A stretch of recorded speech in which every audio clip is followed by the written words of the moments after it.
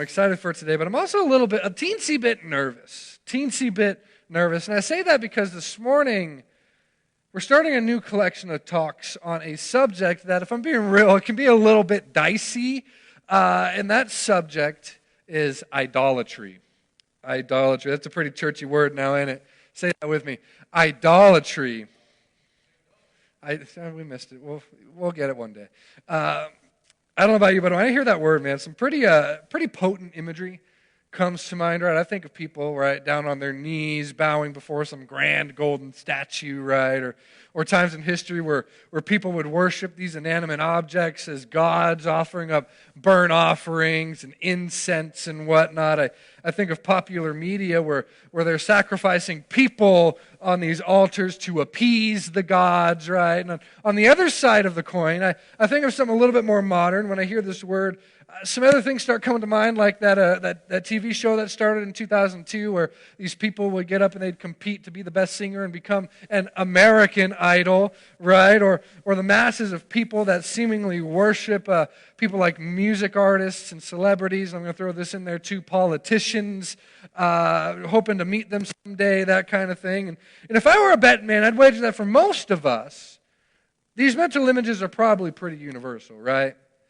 And if I were to ask any of us here if we worshipped any idols in this place, you'd probably say something along the lines of, well, Pastor Jeremy, I don't got a statue at home that I bow down to every day. I'm not a huge Justin Bieber fan. I'm not a believer.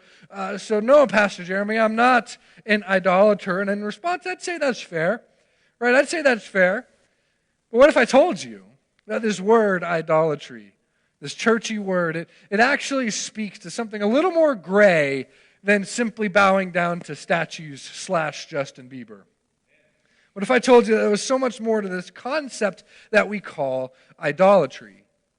You see, it's so easy to read the Bible and to judge the stories of people worshiping golden calves and other oddly shaped creatures made out of precious metals. And oftentimes we end up glossing over the seriousness of these offenses to God. Because it's actually pretty hard to relate to, isn't it, right? Can't really imagine ourselves propping up idols in our living rooms and worshiping them. We might think that we're too advanced for that kind of simple thinking, right? Like we live in a day and age with advanced sciences and technologies and education. And that kind of old school belief, it doesn't really jive to the point that idol worship probably wouldn't even be a temptation for most of us in this room. It's so easy to think like this when your idea of idols are based only on the examples given in the Bible, especially the Old Testament.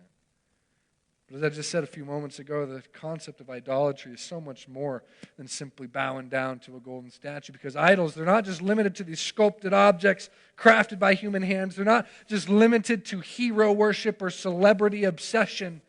But even today, in our advanced modern age, we are surrounded by idols. Because when it comes to idols in our lives, if I could break it down and give you as a simple definition, I've said it before, I'm a simple kind of guy. So a simple definition of an idol would be this: idols are anything that you give your life to, anything that you pour every ounce of your energy to, anything that you place above God. And the point of this new series, Here Are Your Idols, is to do exactly what that title says, right? To begin to identify the areas in our lives where idols may have taken hold. To identify areas in our lives that maybe we've placed above God. Because there's so many things in our lives that though they might not be bad by any sense of the word, we can begin to elevate them and to prioritize them, that over time they begin to be a little more important to us than God is. So many idols we struggle with, and many of them, they creep into our lives without us even realizing it.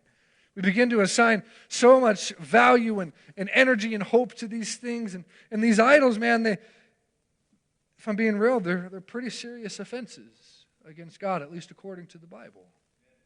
And as such, we need to be aware of what our temptations are and the idols that we build in our lives without realizing it. So today, and over the next couple of weeks, the goal is to begin to identify some common areas in our lives where idols can begin to form. And in the process, the hope is that we're able to put our priorities back in the proper order with God at the top where He belongs. Amen? Amen. So, abrupt change of subject time, but who here hates going to the doctor's office? Anybody? Who here is filled with dread at even the thought of going to the doctors? If you don't know, this whole pastor gig that I have here, it's actually just a part-time thing for me. And for my normal full-time day job, I work with my dad at his family medicine practice. And I'll tell you, I never knew it before I started working there, but there's so many people who downright hate going to the doctors.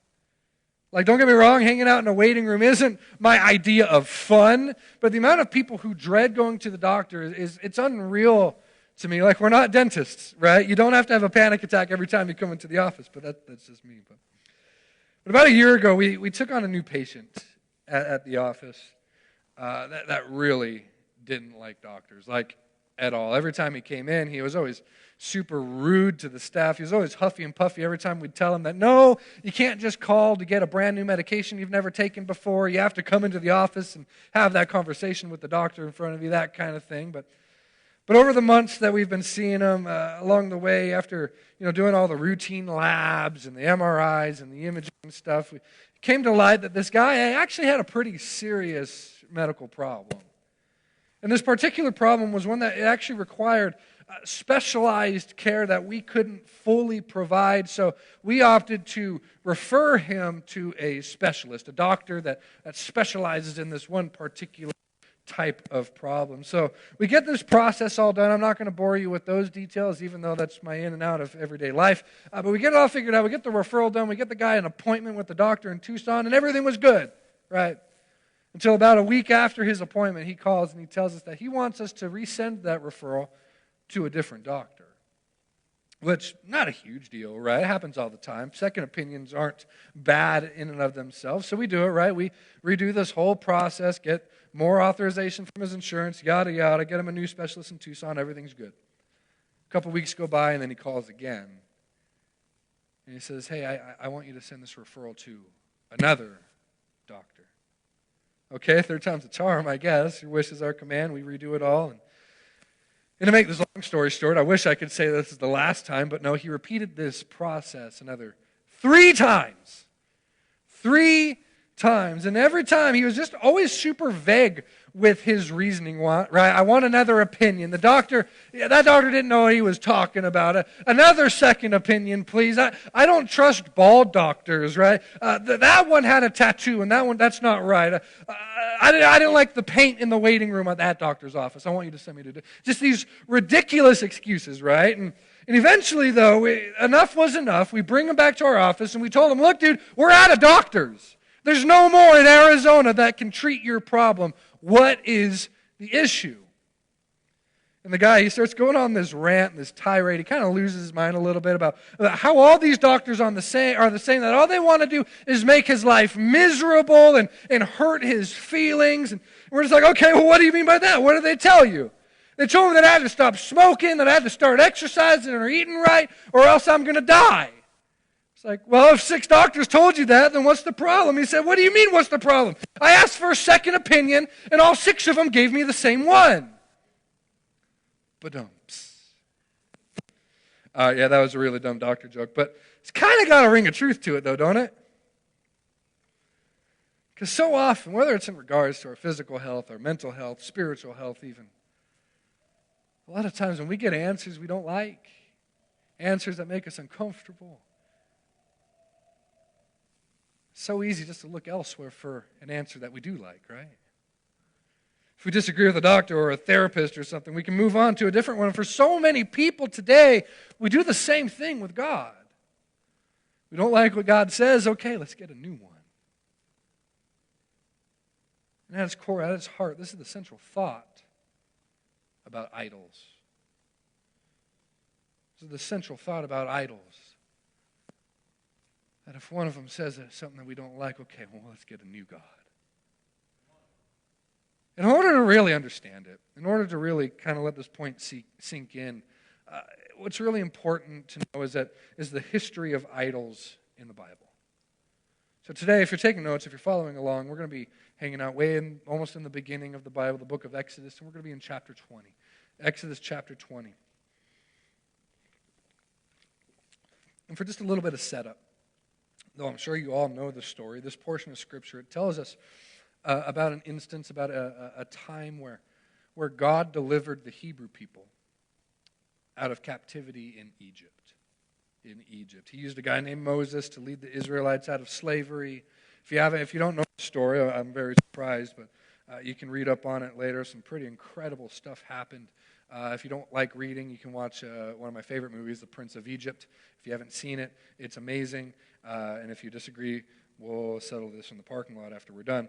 But yeah, they used a guy named Moses to lead the Israelites out of slavery. And after they left Egypt in the dust, they actually found themselves wandering in the desert, right?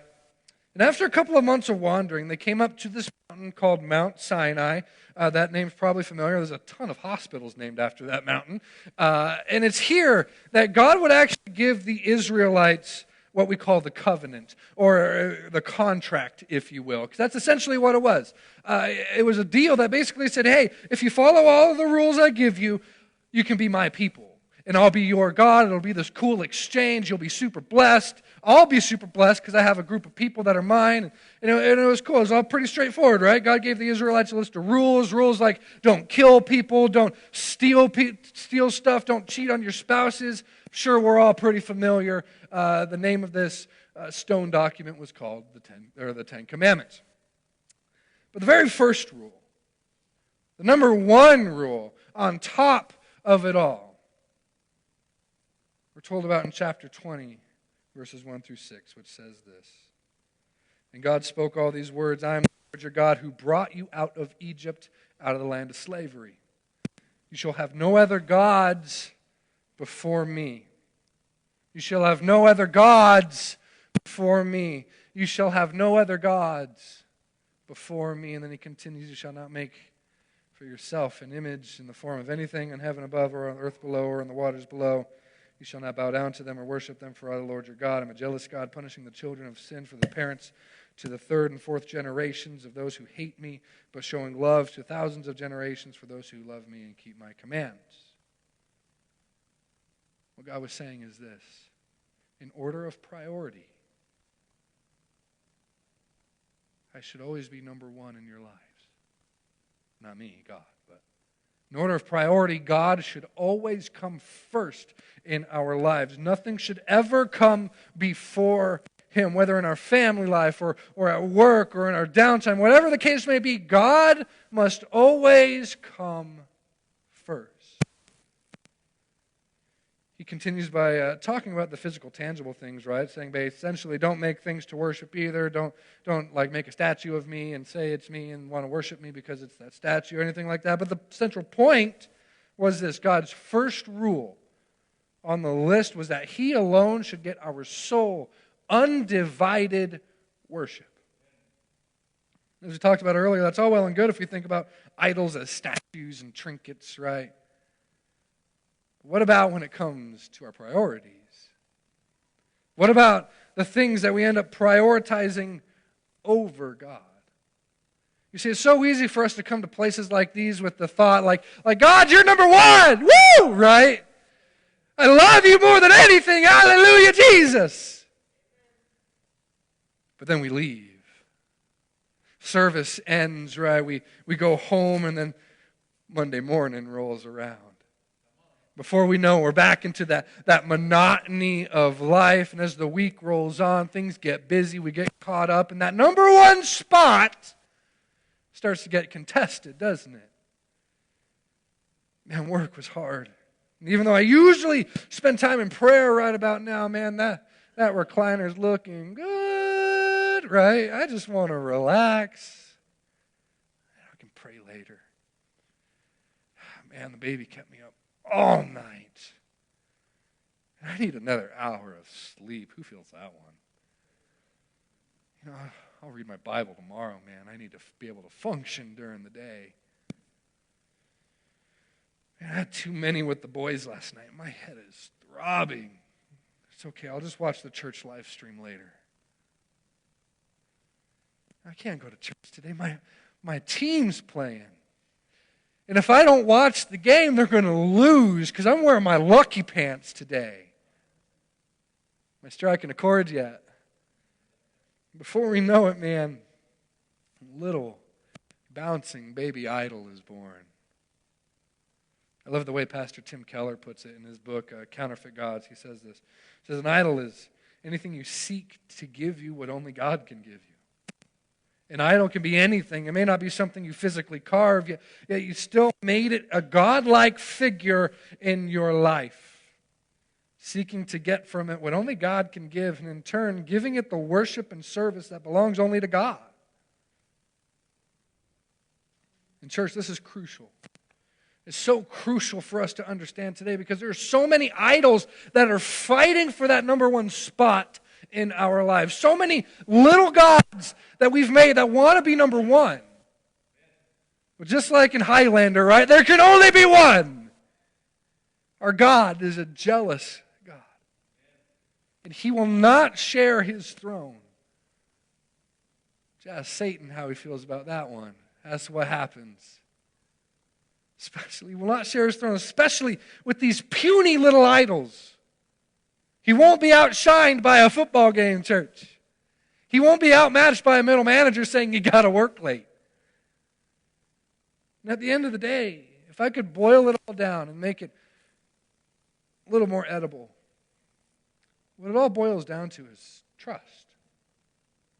If we really think about it, when we're talking about idols in our lives and things that are keeping us from God and things that we put above God, what it boils down to is trust, church. Do we trust God to be number one in our lives? Do we trust God to be number one in our lives? For the Israelites, this was their main problem. Throughout the entire course of Israeli history, this was their main problem. They didn't trust. At least not all the time. They didn't trust and they forgot a lot. Even though they experienced God in a crazy way, they still didn't trust Him. He set them free in the most insane way imaginable. Think about it. When they were still in Egypt, He sent plague after plague after plague. He turned a river red with blood. He rained down tornadoes of fire, frogs and locusts. They still didn't trust Him. Legit tornadoes of fire, and then He split a sea in two. He made a highway out of an ocean, church. When they were in the desert, He rained down food from the sky. He made a river flow from a rock. They still didn't trust Him. When Moses, when he went up to the mountain on Mount Sinai to talk with God and to solidify this deal, right? Said he was gone for about 40 days, and about halfway through that, the Israelites, they had already forgotten what God had done. So this Moses dude taking too long. We need a God here and now. So they whipped up this golden calf and they started worshiping it, so it took his place. And real talk, it's easy to judge, right? It's real easy to judge. It's easy to say, well, yeah, if I experienced that stuff, I'd never do what they did. But church, we do it all the time. We do it all the time.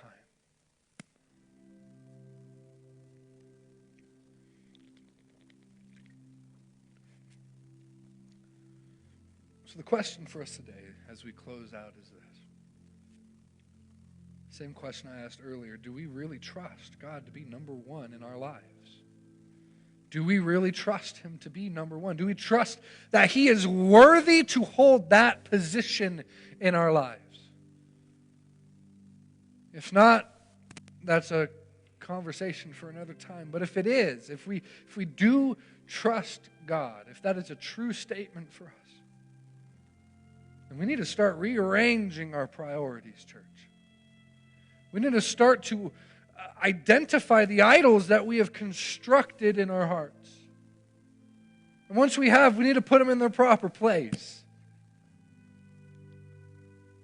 What idols are you worshiping today? What things are competing for your worship in your life? Friends, family, work, social media, video games, I don't know, I'm just spitballing here. The point is there's a million things that could be fighting for that top spot, and it's so important to figure out what is getting in the way between us and God. Because that's what it boils down to. These idols that we have constructed, and we place them in between us and God. And I'll be real, it's a constant battle. It's never ending. It's never ending. It's a constant battle that requires us to decide every single day who gets that top spot. So if you're here and you can confidently say, you know what? I do got things in my life that are getting in the way.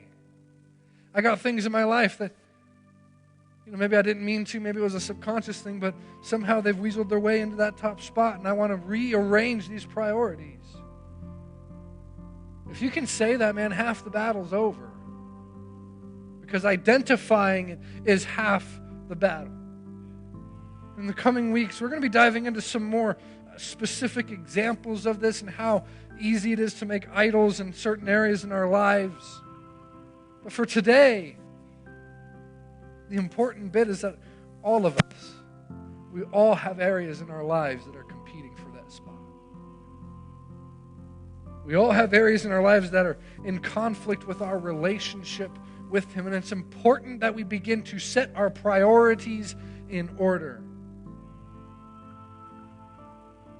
Because until our priorities are in a proper alignment, I can guarantee this, we will never have the relationship with God that He craves with us.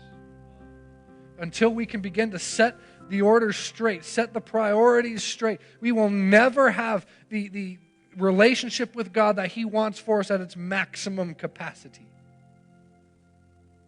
So if that's you, first step saying, yeah, I got some reorganization to do. It's acknowledging it. It's letting it out.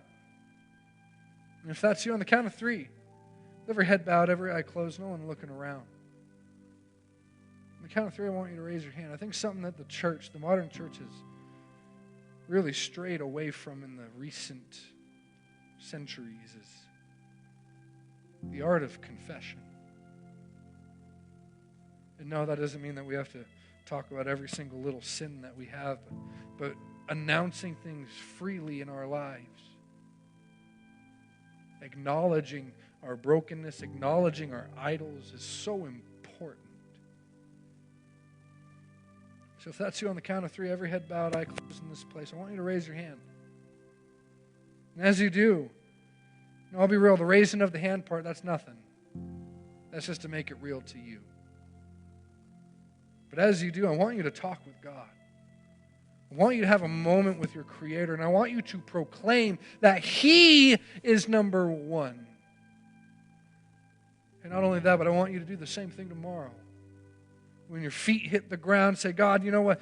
Maybe I didn't do such a good job yesterday, but this morning I am proclaiming that you are number one in my life. And then the next day after that, you know what, God, I actually did pretty good yesterday, but we're on a roll. You are number one in my life. Every time you trip up, say, you know what, God, I fell back in the mud, but I'm getting back up, and you're number one again. That's what it's all about, church. That's how we keep our idols in check. And that's how we give God the glory He deserves. So on the count of 3, if that's you, if you want to make that decision and begin that process of rearranging our priorities this morning, on the count of 3, raise your hand. 1, God, you are number one. 2, you will not be outclassed. 3, you're number one, Jesus. Most important thing in my life. Movement Church, as we close, would you pray